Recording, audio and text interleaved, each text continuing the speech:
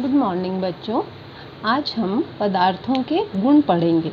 पदार्थ जैसे कि आप जानते ही हैं, हमारे आसपास की जितनी भी वस्तु हैं वो किसी न किसी पदार्थ से बनी हुई होती हैं।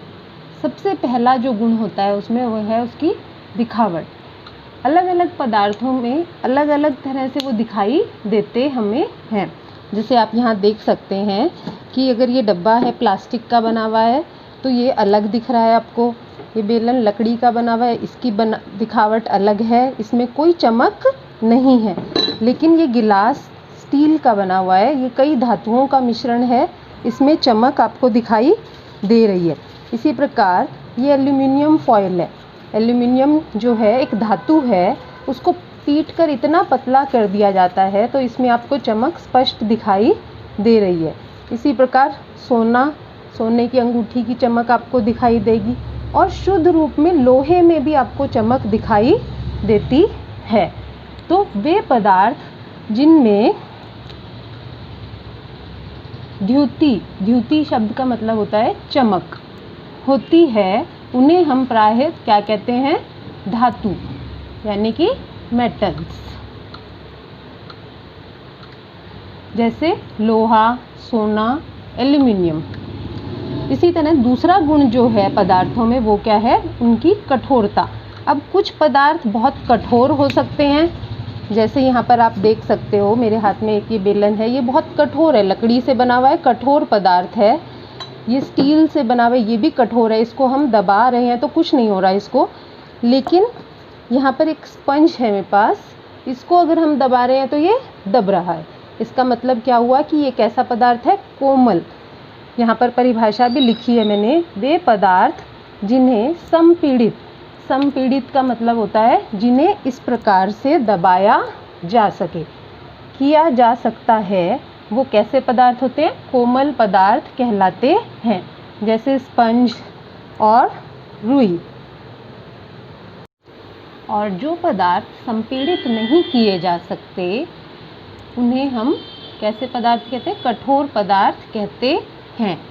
संपीड़ित शब्द का मतलब बता दिया मैंने आपको पहले, जानी जिनको दबाने पर कुछ असर ना हो। अब जैसे ये लकड़ी का बना हुआ है तो आप इसे कितना भी दबाएं, चाहे ये गिलास है जैसे स्टील का, तो ये संपीड़ित नहीं होगा। इसके उदाहरण हैं लकड़ी, लोहा और स्टील।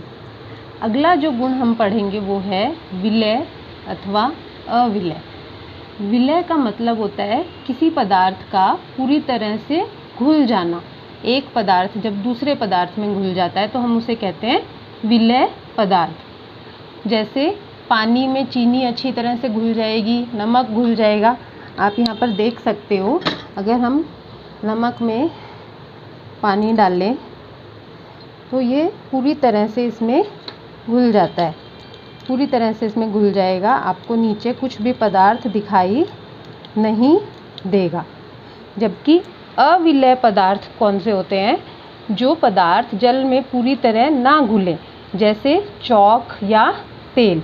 अब नमक इसमें पूरी तरह से घुल गया, लेकिन आप देख सकते हो यहाँ पर कि ये चौक जो है ये घुलेगा नहीं, इस तरह से एक वाइट पाउडर नीचे हमारे पास रह जाता है। इसी तरह अगर मान लो हम तेल में भी पानी डालें, कुछ पानी डालें इसमें, तो ये भी इसमें नहीं घुलेगा। ये देखो आपको इसमें दिखाई दे रहा है, पानी अलग से एक परत बना लेता है और तेल की परत अलग हमें दिखाई दे रही है। तो तेल और चौक जो हैं पानी में क्या हैं? अविलय हैं। अगला जो गुण है पदार्थों में जिसके आधार पर हम उनको वर्गीकृत कर सकते हैं वो है उनकी पारदर्शिता। पारदर्शिता का मतलब होता है जिन पदार्थों के आर पार आसानी से देखा जा सकता है। इसे हम इंग्लिश में ट्रांसपेरेंट कहते हैं। जैसे कांच, खिड़कियों में कांच लगाए हुए होते हैं जिनके आर पार आप आसानी से देख सकते हैं। और इस तरह की सेलोफेन शीट जो आप अपनी कॉपी पे चढ़ाते हैं कवर, देखो आप इसके आर पार देख सक रहे हैं। अब मैं यहाँ कर रही हूँ तो बोर्ड पे लिखे हुए अक्षर भी आपको दिखाई दे रहे हैं। अगला है अपारदर्शी। अपारदर्शी को हम इंग्लिश में कहते हैं ओपेक, OPAQUE। जिन पदार्थों के आर पार नहीं देखा जा सकता, जैसे ये दीवार है, इसके पिछली साइड आप नहीं देख सकते, या लकड़ी का दरवाज़ा हम बनाते हैं तो उसके आर पार भी हम नहीं देख सकते, या फिर कोई किताब, जैसे मेरे हाथ में अब ये किताब है आपकी, इसके आर पार अब आप बोर्ड पे नहीं देख पा रहे कि क्या लिखा हुआ है। अगला जो है वो है पारभासी। इसे हम कहते हैं ट्रांसल्यूसेंट, UCENT। जिन पदार्थों के आर पार आप देख तो सकते हैं पर स्पष्ट नहीं दिखाई दे, तो उन्हें हम कहते हैं ट्रांसल्यूसेंट।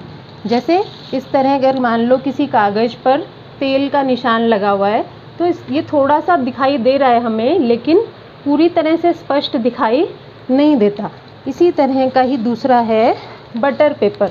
इसे हम बटर पेपर कहते हैं। इसके भी ये पतला सा कागज़ है, इसके पीछे हमें थोड़ा थोड़ा दिखाई देता है पर स्पष्ट हमें दिखाई नहीं देता। इस तरह के कुछ कांच भी आते हैं जो पारभासी होते हैं। Thank you.